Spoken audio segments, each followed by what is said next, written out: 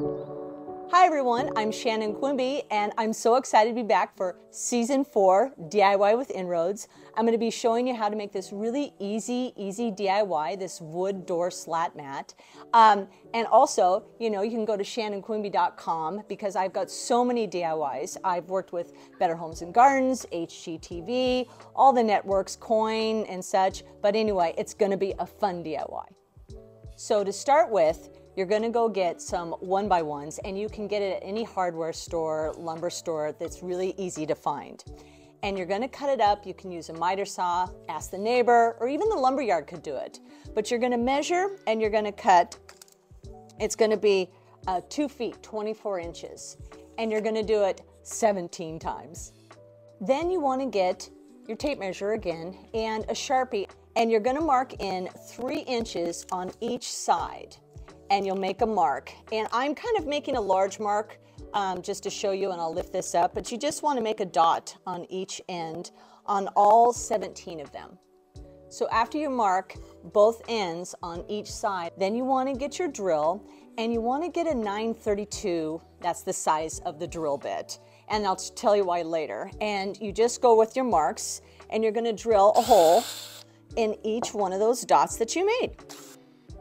Then what you want to do is you want to sand it because it is a little rough.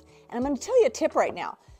With your hand sander, if you get 1 sheet of sandpaper, if you fold it in 4s, that's going to fit perfectly on the hand sander.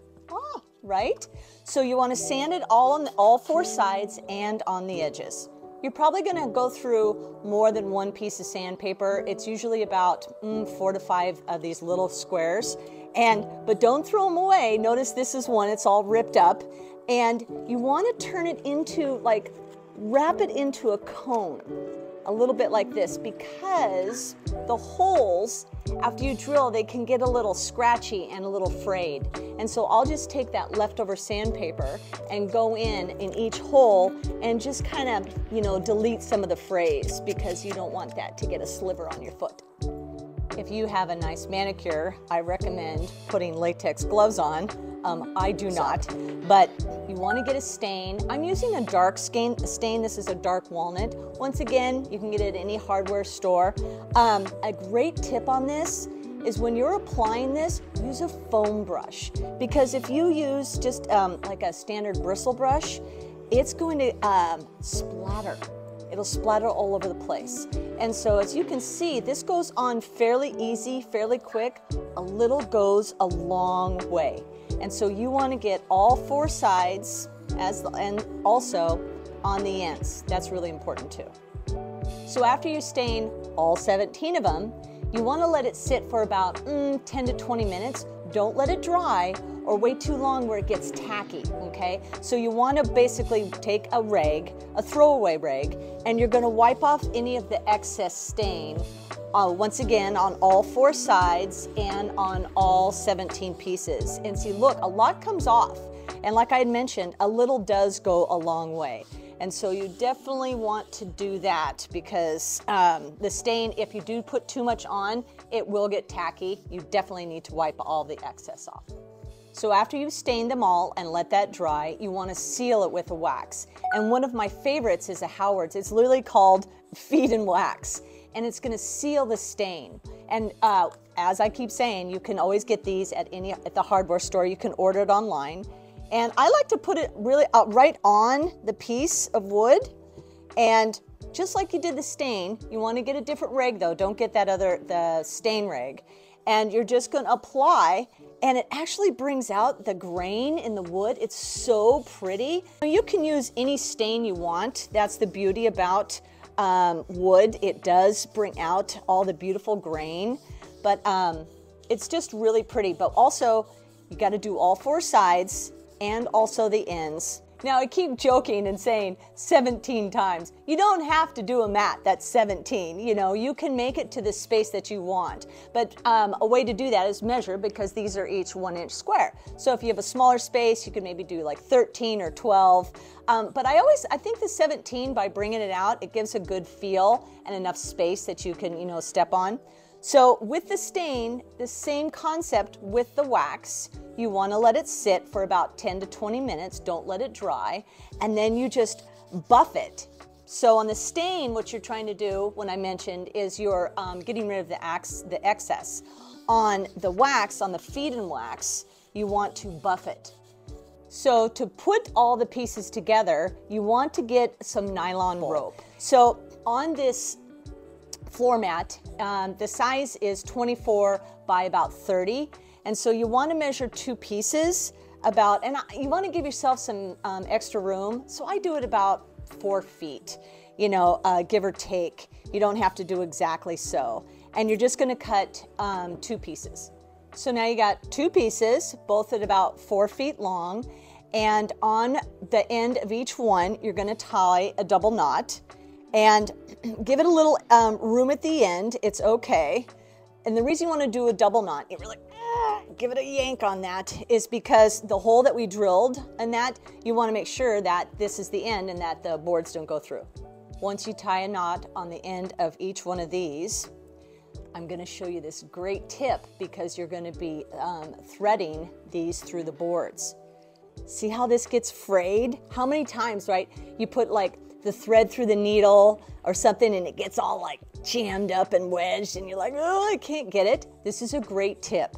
So you get just regular masking tape, and what you want to do is start at one end, kind of at an angle, and you're just going to wrap it and wrap it and wrap it until you get rid of that fray, and it makes a really pointy little tip.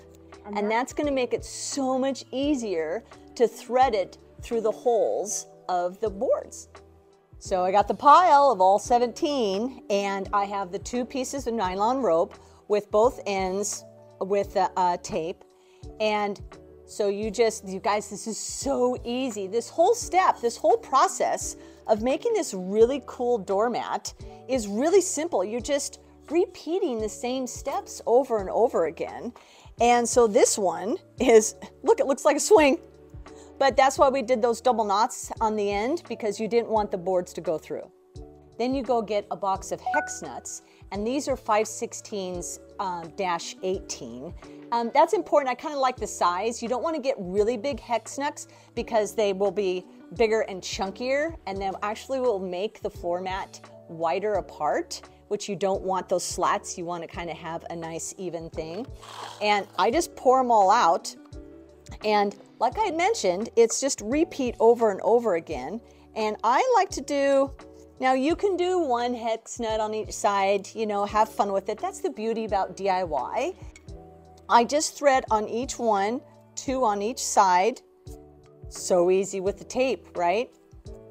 Like so. And so that would be, you do board, hex nut, and then you just repeat. And you do another board. And of course, how many did I say? 17.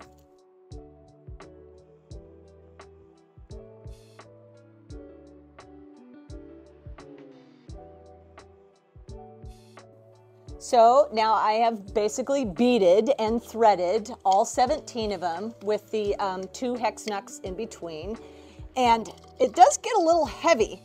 Now, you really want to make this taut. So you want to pull the nylon string really tight because you don't want it to be all, you know, like slinky-ish, where the nuts are moving all around. So get it as tight as you can and pull in the knot really, really tight. Give it a good pull and then do it again because you want to do the double knot. And you do it on both ends. Make sure you give it a nice little tight like that. And there you go. So after you've tied both knots, you want to just cut off the end, probably about 1 inch, and then you just fray it out. Make it kind of pretty. And then that's what you do. It's all said and done. Now, I've used the white nylon. You know, actually, if you want, because this nylon comes in a whole bunch of different colors. So if you wanted a splash of, say, a green or a blue, you can do that. And the best thing about this DIY is that it can be indoors, it could be outdoors. You could have it as a bath mat, you know, the back of the house, but it turned out pretty awesome. I love it. I hope you do too. I'm Shannon Quimby. Thanks for joining me. And if you want to know where the supplies are, go to inroadscu.org/DIY.